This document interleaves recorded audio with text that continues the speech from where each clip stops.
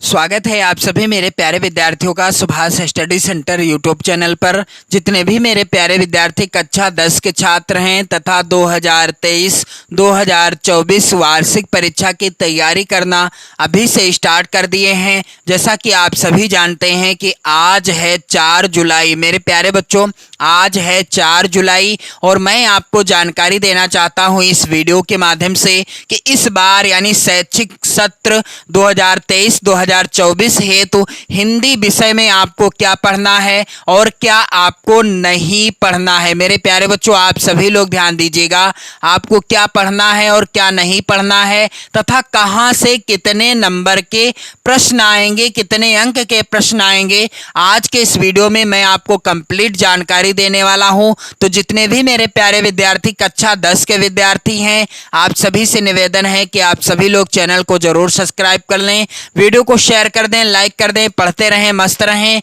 और साथ ही साथ मेरे प्यारे बच्चों, आप सभी से एक और निवेदन है कि आप लोग अपने प्यारे प्यारे कमेंट भी करते रहें। तो यहाँ पर आप ध्यान दीजिएगा, जो आपका पेपर होगा हिंदी विषय का, जिसमें 2 खंड होंगे। खंड आ जो आएगा उसमें बहुविकल्पी प्रश्न होंगे, यानी खंड आ के अंतर्गत बहुविकल्पी प्रश्न आएंगे। पूर्णांक क्या रहेगा? 20 अंकों का रहेगा, यानी एक प्रश्न 1 अंक का होगा। बहुविकल्पी प्रश्न कितने होंगे? कुल 20 प्रश्न होंगे और एक प्रश्न 1 अंक का होगा, यानी कुल 20 नंबर के बहुविकल्पी प्रश्न आपकी वार्षिक परीक्षा में पूछे जाएंगे। तो मेरे प्यारे बच्चों, कहां से कैसे प्रश्न आएंगे, कितने अंक के आएंगे, कौन सा पाठ आपको पढ़ना है, कौन सा नहीं पढ़ना है, सारी जानकारी आज के इस वीडियो में मैं आपको देने वाला हूं। तो मेरे प्यारे बच्चों, पहला बिंदु है हिंदी गद्य के विकास का संक्षिप्त परिचय, जिसमें प्रश्न आएंगे कहां से? शुक्ल युग तथा शुक्लोत्तर युग से संबंधित प्रश्न होंगे। कुल कितने प्रश्न होंगे? 5 प्रश्न होंगे, यानी 5 नंबर के प्रश्न पूछे जाएंगे। इसके बाद दूसरा बिंदु है हिंदी पद्य के विकास का संक्षिप्त परिचय, जिसमें आपको तैयार करना है रीतिकाल एवं आधुनिक काल। यहां से आपके प्रश्न आएंगे 5 प्रश्न, 5 नंबर के प्रश्न होंगे, बहुविकल्पी प्रश्न आएंगे और जिनका आंसर आपको OMR शीट में फिल करना होगा। तो मेरे प्यारे बच्चों, आप ध्यान दीजिएगा। अगला है बिंदु तीसरा, काव्य सौंदर्य के तत्व से संबंधित प्रश्न आएंगे। यहां आप ध्यान दीजिएगा, रस, जिसमें हास्य रस एवं करुण रस, जिसकी परिभाषा, उदाहरण एवं पहचान आपको तैयार करना होगा। या तो हास्य रस की पहचान पूछ लेगा या करुण रस की, और प्रश्न आएगा 1 नंबर का, बहुविकल्पी प्रश्न होगा। और इसके बाद अलंकार में अर्थालंकार के अंतर्गत आपको पढ़ लेना चाहिए उपमा, रूपक एवं उत्प्रेक्षा अलंकार का लक्षण और उदाहरण तैयार कर लेना, जिसके लिए आपको 1 नंबर का प्रश्न देखने को मिलेगा। छंद के अंतर्गत सोरठा एवं रोला का लक्षण एवं उदाहरण आपको तैयार कर लेना है और यहां पर भी आपको कुल 1 नंबर का ही प्रश्न देखने को मिलेगा। और मेरे प्यारे बच्चों, हिंदी व्याकरण, इसके बाद जो अगला बिंदु है हिंदी व्याकरण के अंतर्गत आपको क्या तैयार करना है? शब्द रचना के तत्व के अंतर्गत आप ध्यान दीजिएगा क्या तैयार करना है? 4 नंबर के प्रश्न, बहुविकल्पी प्रश्न पूछे जाएंगे। पहले के अंतर्गत है उपसर्ग, जिसमें आपको उपसर्ग कौन कौन से पढ़ लेना है? आ, अन, अधि, अप, अनु, उप, साह, निर, अभि, परि, सु इत्यादि इन उपसर्गों को तैयार करना है और इनसे संबंधित नए शब्दों को बनाकर भी दिखाना है। मेरे प्यारे बच्चों, आपको परीक्षा में नहीं दिखाना है बनाकर, परीक्षा में सिर्फ आपको OMR शीट का गोला फिल करना होगा। आप यहाँ ध्यान दीजिएगा, प्रत्येक के अंतर्गत आई, त्वा, ता, पन, वा, हट, वट इत्यादि आपको तैयार करना है। समास में द्वंद्व समास, द्विगु समास और कर्मधारय तथा बहुव्रीहि, यहां आप ध्यान दीजिएगा, चारों समास आपको इस बार पढ़ने हैं। और मेरे प्यारे बच्चों, इसके बाद तद्भव तत्सम शब्द एवं पर्यायवाची शब्द भी आपको तैयार करना है। यहां से भी बहुविकल्पी प्रश्न पूछे जाएंगे। फिर संस्कृत व्याकरण से संबंधित 3 प्रश्न आएंगे आपकी बोर्ड परीक्षा में, 3 नंबर के होंगे, जिसमें संधि में यड़ और वृद्धि, संधि की परिभाषा, उदाहरण या पहचान से संबंधित प्रश्न आ जाएगा। और शब्द रूप में फल, मति, मधु एवं नदी, सभी विभक्तियों एवं रूपों से संबंधित आपको तैयार कर लेना है। और इसके बाद धातु रूप में पठ, हस, दृश्य, पच और इनकी कौन कौन से लकार, लट, लोट, विदलिंग तथा लट, लट लकार, लंग लकार, इनको आपको तैयार कर लेना है। सर्वनाम में तद और युष्मद आपको तैयार कर लेना है। फिर इसके बाद बारी आती है खंडबाद, जिसमें वर्णनात्मक प्रश्न पूछे जाएंगे और पूर्णांक क्या रहेगा इसका, 50 नंबर का पूर्णांक रहेगा। कहां से कितने अंक के प्रश्न आएंगे चलिए मैं आपको बता दूं। तो पहला बिंदु है गद्य हेतु निर्धारित पाठ्य वस्तु से गद्यांश पर आधारित प्रश्न। मेरे प्यारे बच्चों, आप सभी लोग ध्यान दीजिएगा, आपकी बोर्ड परीक्षा में कितने गद्यांश पूछे जाएंगे, 2 गद्यांश होंगे और दोनों गद्यांशों के नीचे 3-3 प्रश्न दिए होंगे। आपको किसी एक गद्यांश के नीचे दिए गए 3 प्रश्नों का उत्तर देना होगा, जिसके लिए यहाँ पर आप ध्यान दीजिएगा कुल 6 नंबर आपको मिलेंगे। और इसी तरह से पद्य हेतु निर्धारित पाठ्य वस्तु से पद्यांश पर आधारित प्रश्न आपसे पूछा जाएगा, यानी 2 पद्यांश आएंगे, आपको किसी एक पद्यांश के नीचे दिए गए 3 प्रश्नों का उत्तर करना होगा, जिसके लिए आपको कुल 6 नंबर यहां से भी मिलेंगे। और संस्कृत गद्यांश का संदर्भ सहित हिंदी अनुवाद आपको लिखना होगा। 2 गद्यांश आएंगे, आपको किसी एक गद्यांश का संदर्भ और हिंदी अनुवाद लिखना होगा, जिसके लिए आपको इस बार 5 नंबर मिलेंगे। और संस्कृत का पद्यांश भी आपको संदर्भ सहित हिंदी अनुवाद लिखना होगा। 2 पूछे जाएंगे, आपको किसी एक का संदर्भ और हिंदी अनुवाद लिखना होगा, इसके लिए भी आपको कुल 5 नंबर देखने को मिलेंगे। और इसके बाद निर्धारित खंड का विषय कथानक, चरित्र, चित्रण एवं तथ्य आधारित प्रश्न आएगा। कितने नंबर का, 3 नंबर का। और इसके बाद 6 नंबर पर का के अंतर्गत निर्धारित गद्य खंड के पाठ्य वस्तु से संबंधित लेखकों का जीवन परिचय एवं उनकी प्रमुख रचना का नाम। आपको किसी एक लेखक का जीवन परिचय लिखना होगा और उनसे संबंधित किसी एक रचना का नाम लिखना होगा, जिसके लिए अब की बार आपको 5 नंबर मिलेंगे, जैसा कि 2023 की बोर्ड परीक्षा में था। और इसके बाद 6 खा के अंतर्गत प्रश्न क्या आएगा, निर्धारित पद्य खंड के पाठ्यवस्तु से संबंधित कवियों का जीवन परिचय एवं प्रमुख रचना का नाम, यानी आपको किसी एक कवि का जीवन परिचय लिखना होगा और उनकी एक प्रमुख रचना का नाम लिखना होगा, जिसके लिए यहां भी आपको 5 नंबर मिलेंगे। और इसके बाद मेरे प्यारे बच्चों, संस्कृत खंड के पाठ्यवस्तु से कंठस्थ एक श्लोक जो कि प्रश्न पत्र में ना आया हो, ऐसा श्लोक आपको तैयार करना है जो आपकी परीक्षा में ना आया हो, जिसके लिए आपको 2 नंबर यहां भी मिलेंगे।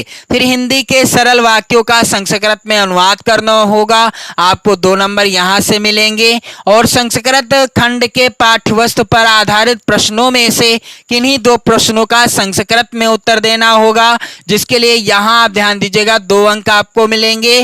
फिर निबंध रचना, जिसमें वैज्ञानिक, सामाजिक, धार्मिक, सांस्कृतिक, आर्थिक समस्याएं एवं जनसंख्या, स्वास्थ्य, शिक्षा, पर्यावरण एवं यातायात के नियमों पर या इन विषयों पर निबंध आधारित होगा। और मेरे प्यारे बच्चों 9 नंबर का प्रश्न आएगा यहाँ। इसके बाद यहाँ मैं आपको बता दूं, शैक्षिक सत्र 2023-2024 हेतु आंतरिक मूल्यांकन कब क्या होगा। तो प्रथम आंतरिक मूल्यांकन परीक्षा मौखिक अभिव्यक्ति पर आधारित परीक्षा होगी, अगस्त माह में कराई जाएगी, 10 नंबर की परीक्षा होगी। इसके बाद मेरे प्यारे बच्चों द्वितीय मासिक या मूल्यांकन परीक्षा रचनात्मक लेखन पर आधारित परीक्षा होगी, जो कि दिसंबर माह में कराई जाएगी, 10 नंबर की यह भी परीक्षा होगी। और 4 मासिक परीक्षाएं, जिसमें प्रथम मासिक परीक्षा बहुविकल्पी प्रश्नों अर्थात MCQ के आधार पर आधारित होंगे और यह मई माह में करा ली जाएगी। द्वितीय मासिक परीक्षा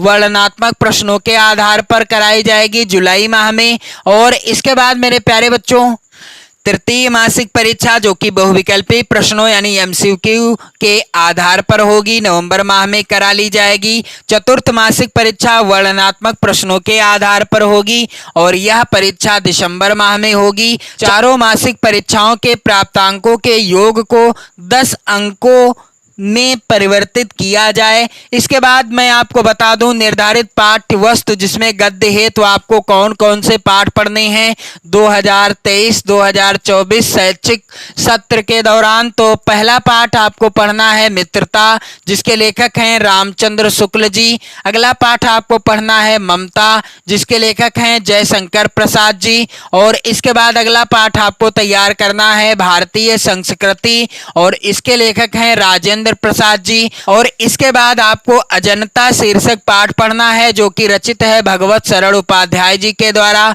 फिर क्या लिखूं, यह भी पदुमलाल पुन्नालाल बख्शी जी के द्वारा रचित है। और मेरे प्यारे बच्चों ईर्ष्या तू न गई मेरे मन से रामधारी सिंह दिनकर जी के द्वारा रचित किताब है। और यहाँ आप ध्यान दीजिएगा पानी में चंदा और चांद पर आदमी, यह जयप्रकाश भारती जी के द्वारा रचित है। और मेरे प्यारे बच्चों आपको गद्य खंड में इतने ही पाठ पढ़ने हैं। चलिए मैं आपको बता दूं कि काव्य खंड में आपको कौन कौन से पाठ तैयार कर लेना है। तो यहाँ पर सूरदास जी के जितने भी पद हैं आपको तैयार कर लेना है। यदि आप नोट्स बनाना चाहते हो तो चैनल की प्लेलिस्ट में आपको वीडियो मिल जाएंगे। और इसके बाद तुलसीदास जी के द्वारा रचित धनुष भंग और वन पथ पर, इन दोनों को कंप्लीट कराना है। और मेरे प्यारे बच्चों यहाँ पर रसखान जी के सवैये और कवित्त तैयार कर लेना है।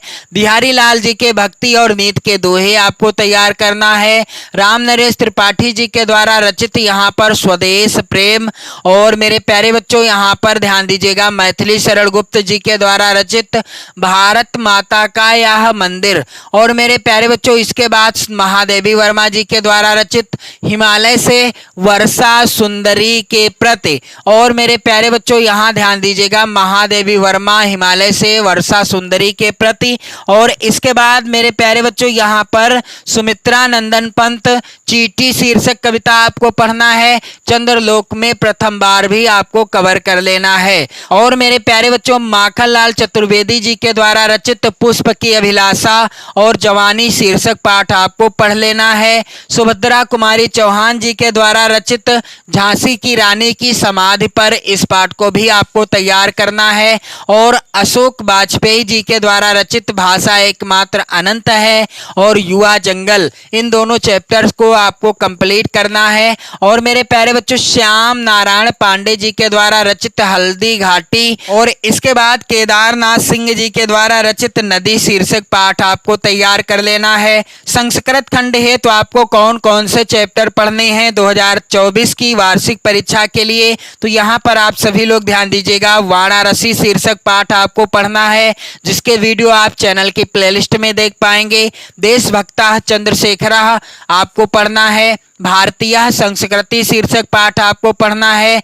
वीरा वीरेण पूजते शीर्षक पाठ आपको पढ़ना है। तथा आरूढ़ श्वेत क्वेत संवाद, इस पाठ को भी आपको पढ़ना है। जीवन सूत्राण शीर्षक पाठ आपको पढ़ना है। और प्रबुद्धो ग्रामीणा, इस पाठ को भी पढ़ना है। केन किम वर्धते अनुयोक्त विलासा, इन सभी पाठों को आपको पढ़ना है। और मेरे प्यारे बच्चों खंड काव्य जिलेवार मुक्तदूत खंड काव्य, तो आप लोग कमेंट करके जरूर बताना कि आप लोग कहां से हैं, यानी किस जिले से हैं। तो मुक्तदूत खंड काव्य आगरा, बस्ती, गाजीपुर, फतेहपुर, बाराबंकी, उन्नाव जिले के लिए निर्धारित है। और ज्योत जवाहर खंड काव्य कानपुर, प्रतापगढ़, मिर्जापुर, ललितपुर, रामपुर और गोंडा के लिए निर्धारित है। अग्र पूजा खंड काव्य प्रयागराज, आजमगढ़ और मथुरा के लिए निर्धारित है।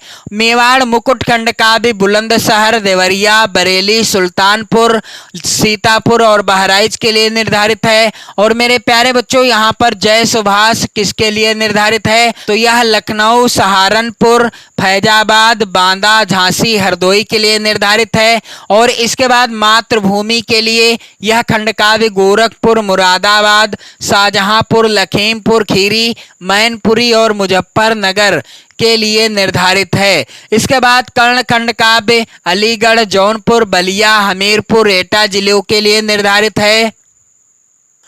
और इसके बाद कर्मवीर भरतखंड का भी मेरठ, फर्रुखाबाद, पीलीभीत और रायबरेली जिले के लिए निर्धारित है। तुमुल खंड का भी वाराणसी, इटावा, बिजनौर, जालौन, बदायूं के लिए निर्धारित है। और यहाँ आप ध्यान दीजिएगा, लिखा हुआ है उपर्युक्त के अतिरिक्त अन्य जिलों, नए सृजित जिलों में खंड काव्य पूर्व वर्ष की भांति यानी पूर्व वर्षों की भांति यथावत पढ़ाए जाएंगे। तो मेरे प्यारे बच्चों, आज के इस वीडियो में मैंने आपको बता दिया हिंदी का जो सिलेबस है, यानी हिंदी का जो सिलेबस है जो कि यूपी बोर्ड के द्वारा जारी किया गया है 2023-2024 वार्षिक परीक्षा के लिए। तो आप लोग जो है चैनल के साथ बने रहें और चैनल को भी सब्सक्राइब कर लें। पढ़ते रहें, मस्त रहें, स्वस्थ रहें। जय हिंद।